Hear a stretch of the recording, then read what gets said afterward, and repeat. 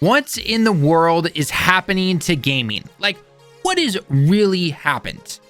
We went from fully completed games with tons to do in them, with the occasional DLC on the side, and tons to unlock, depending on the game, of course, to, well, this.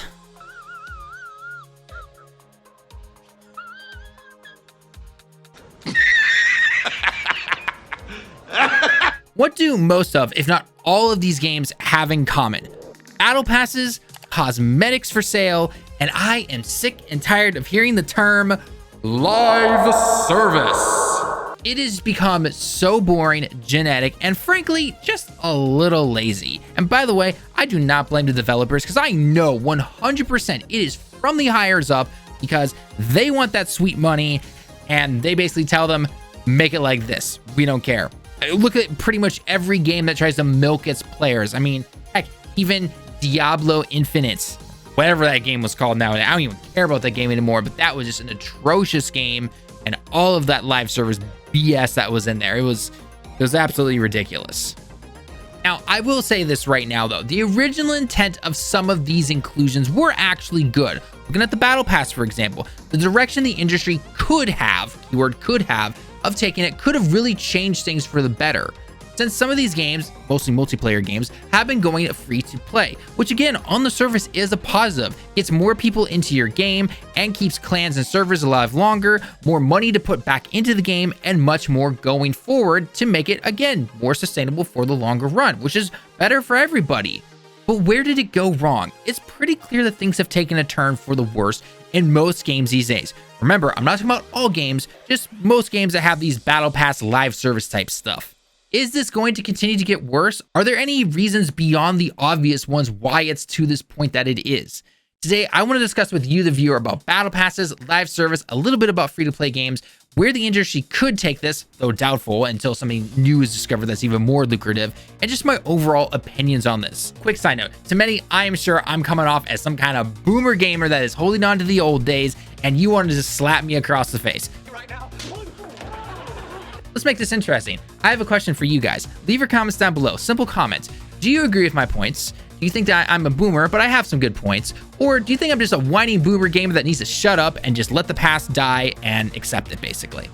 Can't wait to see some of these comments. Let's keep it civil, though. I have no problem hearing different opinions and points and constructive criticism. Finally, if you happen to enjoy the video, even if you disagree with my points and my opinions, we would appreciate it if you would leave the video a like, as it helps us with the almighty YouTube algorithm. Or if you don't like the video, please leave a dislike and let us know down in the comments below how we can improve our videos going forward into the future. Again, we always value constructive criticism. Also, check out our Twitter and other social media platforms if you want to keep up to date on everything we do on the daily. Links down below, and it's totally free. Now, let's talk games. To paint a better picture for the topics in today's video, I want to start with gaming back in my day. For reference, I'm only 31 years old, so even if you are calling me a boomer, I mean, I still stick to the notion that 30s are the new 20s, basically, but I digress. Anyway, back in my day, I started gaming back during the Game Boy Color and the N64 days, which, on another side note real quick, I was required to buy all my games and the platforms that I played them on. Parents did not buy me anything. Anything I played, I saved my money, then had to buy it. As I grew up, I played most consoles from PS2, GameCube, and Xbox days to the PS3, Wii, Xbox 360, and 3DS, and finally into the last generation consoles, which was the PS4, Xbox One, Switch, and even PC. Yes, I know PC obviously isn't a console, it's been around forever, but I personally didn't start building PCs until 2013, which I now love building PCs, even though they can be very expensive and they make my wallet cry like no tomorrow. Betting a tear.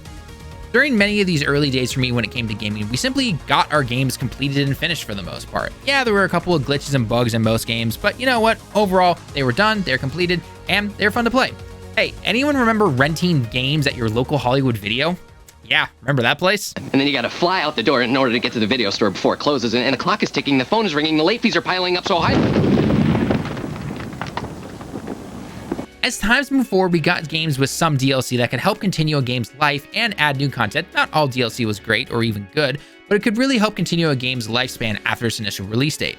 For example, some games I personally remember that were really good at this were Battlefield Bad Company 2, Mass Effect 2, Call of Duty, and many more games as time went on.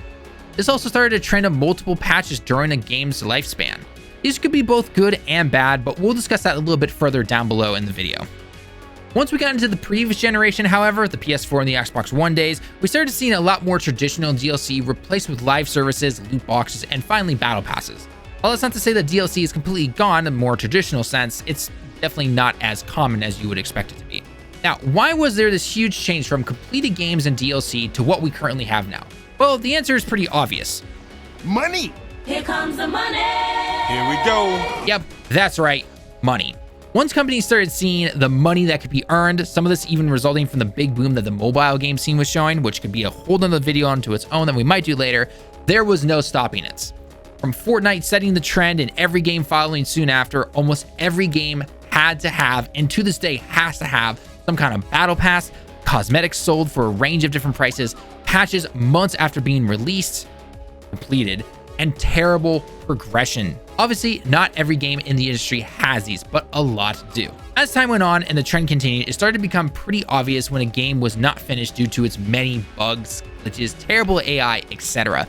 This kind of hits the point I mentioned beforehand of where patches started releasing after a game was released. Obviously, this can be a good thing sometimes. Sometimes little things here and there just slip through the cracks of development, and sometimes when something has gone gold and everything seems good, but then the players get their hands on the game and it's like, oh, we've discovered this now, it allows the developers to go in, quickly patch something and be like, hey, sorry about that, we fixed it, you're all good now. However, many games have started using this now as the day one patch fix that will fix everything from the beta troubles seen, which turns out to be then multiple patches that continue to try and fix something, because you fix one thing, you break something else, you fix that thing, you break the next thing, and the cycle continues, unfortunately, for some, more than others on some of them. Looking at you, Battlefield. And you've heard it time and time again now, where what could avoid this and what could actually make things better for this? Well, just delay the game and actually give the developers the time to do this. Yes, again, I know that deadlines have to be met sometimes, but still, when a game sometimes is that broken, depending on what game you're looking at, it's pretty obvious. It's just like, come on, just do it already. These companies never do, but unfortunately, that's just the way it is. However, there is one thing that is always working no matter what the moment a game is released, and that is the shop. The shop always works. No bugs at all, always ready to go day one. Of course, unless they want to keep it away for a little bit during the initial review process, because they know they're going to get a bunch of terrible backlash from the community and the reviewers, and they want to make their money, right? They don't want it to affect sales. We've seen this tons of times again with things like Assassin's Creed, some of the Battlefield games evenly, and much more. Now, if you have kept up with any amount of gaming news, then you've probably seen headlines about terrible sales in stores for live service games where they sell you cosmetics for outrageous prices, including even some recent games. Looking at you, Halo Infinite and Overwatch 2. Speaking of Overwatch 2, this game is actually one of the main reasons I decided to make this video. I actually planned to make a review for that game, but it's pretty obvious that that game is not a sequel. It is simply just a shop update with a battle pass. So I decided to take some of those parts of that video and turn it into this and add some extras in here. By the way, please don't fool yourself to thinking that Overwatch 2 is an actual sequel. I could get into a whole rant about what a real sequel is and everything that Overwatch 2 does, and it's just obviously an embarrassment. Anyway, while Overwatch 2 is not the first game to make a Battle Pass live service game that is clearly not finished, though not for the usual technical glitches infested in other games, looking at you, Halo again, its shop and progression are pretty embarrassing. Let's look at progression and compare it to games of the past. For games that had major multiplayer components added on to it, had a good progression system for the most part, where you leveled up just by simply playing the game and you can unlock various things. From weapons, new items, cosmetics, this rewarded the player for simply playing the game, and then you could even do little challenges on the side to get even more rewards. For example, get X amount of kills in a multiplayer game to then get Y skin, or complete an event in a PvE under a certain amount of time and you'll get something new for said PvP, or even for PvE. You know, I'm just remember when you could buy a game, had a good amount of available to you right from the beginning, you played even more to unlock more stuff, and you could try new things out and not have to pay for anything? Yeah, me too. Good times. Oh, sorry. Yeah, just remembering the good old days.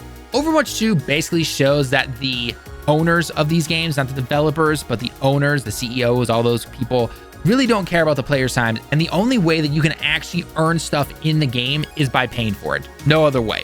It's actually pretty sad when you consider the previous system that Overwatch had, which was the loot box system, was better.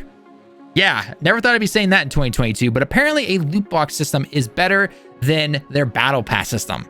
Not saying loot boxes are good by any means. Looking at you, Battlefront 2 and every single normal sports game out there. But when your previous game's loot boxes reward you with in-game currency for getting dupes of something you've already gotten and actually has a path for you to unlock stuff, not through a terrible progression system in Overwatch 2, yeah, you know you done effed up. There are many other videos that have covered the Overwatch 2 scenario in itself and all its monetization and all its lovely glory in great detail. So if you wish to see those vids, I'll leave some links down below that I personally have enjoyed myself as I've been trying to do research for this particular video.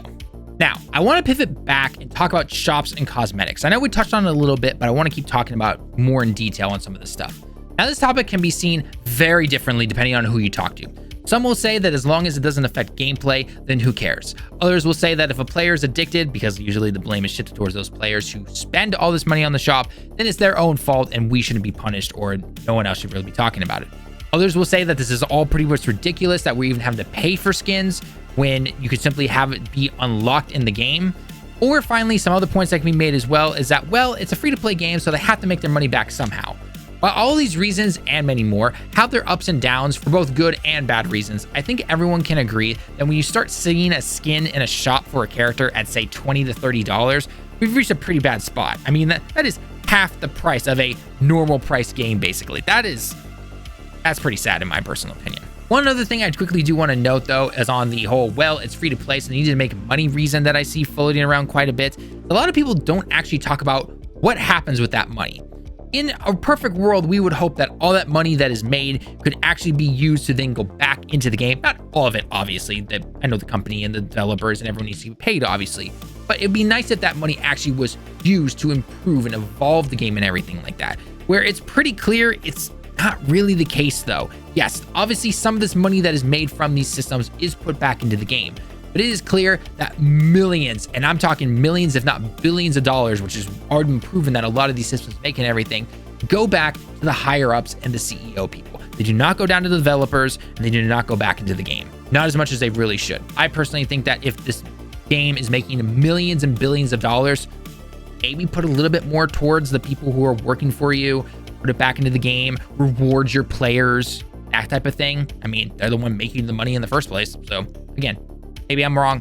Maybe you guys all disagree with me, but that's just my personal opinion when it comes to that. And again, one other thing I do want to mention is obviously I know games are expensive. I've seen the prices when it comes to certain games that have been developed, but you can't tell me that giant companies like Activision, Microsoft, or even Bungie can't take some more of that money and actually put it into the game / towards the developers. Heck, Destiny 2, made by Bungie, which I play on a regular basis, is terrible with this. They keep saying that the shop is what is supposed to pay for this game and everything, but lately they've been taking all of their stuff now and splitting it up even more. Their DLC bundles, which would include maps, the battle pass, and everything else in between, is now split up. Now you have to separately pay for the battle pass, pay for the DLC, pay for a dungeon, and even more. Obviously, yes, I know about the exclusive deluxe edition and everything like that, but not everyone can afford that, or not everyone buys that, and then all of a sudden you're missing out on half the stuff that's supposed to be there for that entire year.